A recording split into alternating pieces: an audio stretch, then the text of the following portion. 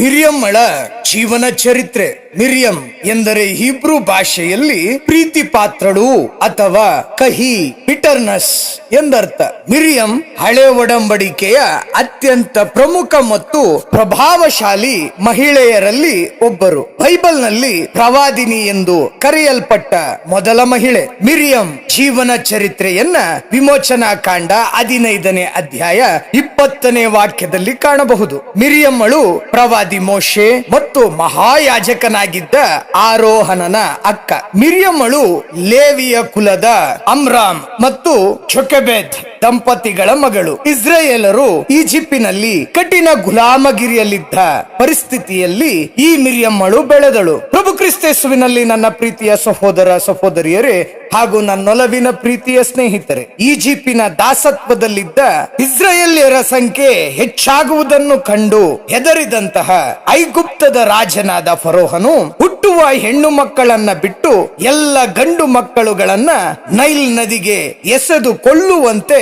ಆಜ್ಞಾಪಿಸಿದನು. ಮೋಶೆ ಹುಟ್ಟಿದಾಗ ಮೋಶೆಯ ತಾಯಿ ಮಗುವನ್ನು ಬುಟ್ಟಿಯಲ್ಲಿಟ್ಟು ನೈಲ್ ನದಿಯ ಚೊಂಡುಗಳಲ್ಲಿ ಬಚ್ಚಿಟ್ಟಳು. ಬಾಲಕಿ ಮಿರಿಯಂ ದೂರದಲ್ಲೇ ನಿಂತು ಮಗುವಿಗೆ ಏನಾಗುತ್ತದೆ ಎಂದು ನೋಡುತ್ತಾ ಕಾಯುತ್ತಿದ್ದಳು. ಫರೋಹನ ರಾಜನ ಮಗಳು ಸ್ಥಾನಕ್ಕೆಂದು ಬಂದಾಗ ಮಗುವನ್ನು ಕಂಡು ಫರೋಹನನ ಮಗಳು ಕನಿಕರ ಪಟ್ಟಾಗ ಮಿರಿಯಮ್ಮಳು ಧೈರ್ಯವಾಗಿ ಮುಂದೆ ಬಂದು, ಯುವರಾಣಿ, ಈ ಮಗುವಿಗೆ ಹಾಲನ್ನ ಉಣಿಸಲು ಒಬ್ಬ ಇಬ್ರಿಯ ಹೆಂಗಸನ್ನ ಕರೆಯಲೇ ಎಂದು ಕೇಳಿದಳು. ಅದಕ್ಕೆ ಫರೋಹನ ಮಗಳು ಸಮ್ಮತಿಸಿದಳು. ಆ ತಕ್ಷಣ ಮಿರಿಯಂ ತನ್ನ ಸ್ವಂತ ತಾಯಿಯನ್ನ ಸಾಕು ತಾಯಾಗಿ ಕರೆತಂದಳು. ಹೀಗೆ ಮಿರಿಯಮ್ಮಳ ಉಪಾಯ ಮತ್ತು ಚಾಣಾಕ್ಷತನದಿಂದ ಇಸ್ರಾಯೇಲರ ಮುಂಬರುವ ನಾಯಕ ಮೋಶೆಯ ಪ್ರಾಣ ರಕ್ಷಣೆಯಾಯಿತು. ದೇವರಾದ ಯಾವೆ ಯೆಹೋವ ಸ್ವಾಮಿ ಸೇನಾಧೀಶ್ವರನಾದಂತ ಸರ್ವೇಶ್ವರನಾದ ಸ್ವರ್ಗೀಯ ತಂದೆ ದೇವರು ಕೆಂಪು ಸಮುದ್ರವನ್ನ ಇಬ್ಬಾಗಿಸಿ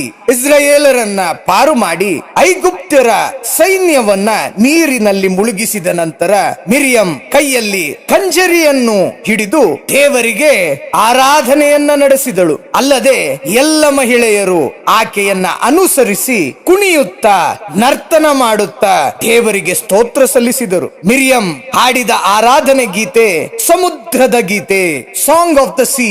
ಕರ್ತನಿಗೆ ಹಾಡಿರಿ, ಕರ್ತನು ಅತ್ಯಂತ ಮಹಿಮೆ ಉಳ್ಳವನಾಗಿದ್ದಾನೆ.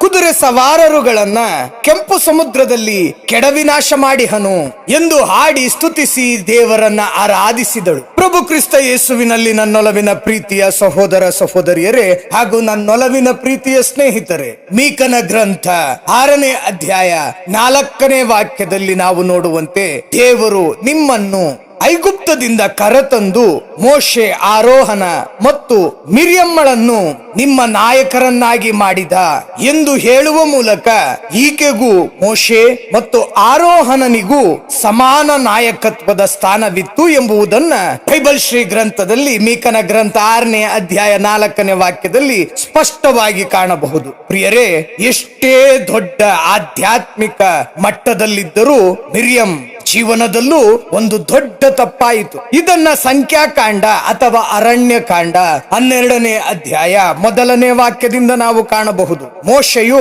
ಕುಶ್ ದೇಶದ ಮಹಿಳೆಯನ್ನ ಮದುವೆಯಾಗಿದ್ದನ್ನು ಮಿರಿಯಮ್ಮಳು ಮತ್ತು ಆರೋಹನರು ವಿರೋಧಿಸಿದರು. ಜೊತೆಗೆ ಕರ್ತನು ಮೋಶೆಯ ಮೂಲಕ ಮಾತ್ರ ಮಾತನಾಡಿದ್ದಾನೋ, ನಮ್ಮ ಮೂಲಕವೂ ಮಾತನಾಡಲಿಲ್ಲವೇ ಎಂದು ಮೋಶೆಯ ನಾಯಕತ್ವ ಹಾಗೂ ಅಧಿಕಾರವನ್ನ ಪ್ರಶ್ನಿಸಿ ಅಹಂಕಾರ ಪಟ್ಟರು. ಪ್ರಿಯರೇ, ಪ್ರವಾದಿ ಮೋಶೆಯು ಭೂಮಿಯಲ್ಲಿದ್ದ ಎಲ್ಲರಿಗಿಂತಲೂ ಅತ್ಯಂತ ಶಾಂತ ಸ್ವಭಾವದವನಾಗಿದ್ದನು. ಕರ್ತನು ಮೇಘಸ್ತಂಭದಲ್ಲಿ ಇಳಿದು ಬಂದು ಮೋಶೆಯ ಉನ್ನತ ಪ್ರವಾದಿಯ ಸ್ಥಾನವನ್ನ ಎತ್ತಿಡಿದರು. ಮಿರಿಯಂ ಮತ್ತು ಆರೋಹನನನ್ನ ಯಾವೆ ಯೆಹೋವ ಸ್ವಾಮಿ ಸರ್ವೇಶ್ವರ ಗದರಿಸಿದರು. ದೇವರು ಕೋಪದಿಂದ ತೆರಳಿದಾಗ ಮಿರಿಯಮ್ಮಳಿಗೆ ಹಿಮದಂತೆ ತನ್ನ ಚರ್ಮ ಬಿಳಿಚಿಕೊಂಡಿತು. ಆಕೆಗೆ ತೊನ್ನು ರೋಗ ಹತ್ತಿಕೊಂಡಿತು.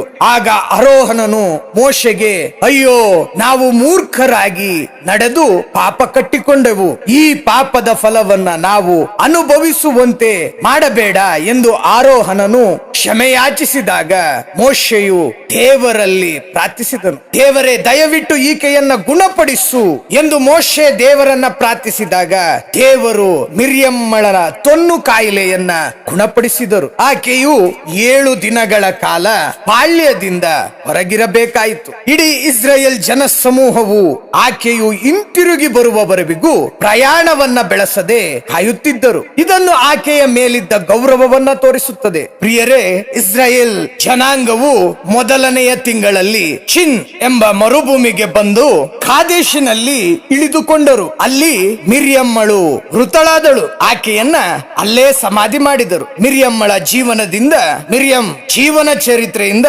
ನಾವು ಕಲಿಯಬೇಕಾದಂತ ಪಾಠ ಮೊದಲನೆಯದು, ಬಾಲ್ಯದಲ್ಲಿ ಕಷ್ಟದ ಸಮಯದಲ್ಲಿ ಧೈರ್ಯ, ತನ್ನ ಸಹೋದರನ ಜೀವ ಉಳಿಸಿದಂತಹ ಆ ಚಾಣಾಕ್ಷತೆ. ಎರಡನೆಯದು, ಕಷ್ಟಗಳಿಂದ ಬಿಡುಗಡೆ ಸಿಕ್ಕಾಗ ಇಡೀ ಜನರನ್ನ ದೇವರ ಆರಾಧನೆಯಲ್ಲಿ ಮುನ್ನಡೆಸಿದಂತಹ ಆಕೆಯ ದೈವಿಕ ನಾಯಕತ್ವ. ಮೂರನೆಯದು, ಎಷ್ಟು ದೊಡ್ಡ ಸ್ಥಾನದಲ್ಲಿದ್ದರೂ ದೇವರಿಂದ ಆರಿಸಲ್ಪಟ್ಟವರ ಅಥವಾ ದೇವರಿಂದ ನಿಯೋಜಿಸಲ್ಪಟ್ಟವರ ವಿರುದ್ಧ ಅಹಂಕಾರ ಮತ್ತು ಅಸೂಯೆ ತೋರಿಸಿದರೆ ದೇವರಿಂದ ಶಿಕ್ಷೆ ಖಂಡಿತ ಎಂಬುದಕ್ಕೆ ಮಿರ್ಯಂ ಜೀವನವೇ ದೊಡ್ಡ ಉದಾಹರಣೆ. ಪ್ರಿಯರೇ, ಪ್ರಾರ್ಥನೆ ಮಾಡೋಣವೇ? ಪ್ರಾರ್ಥಿಸೋಣ.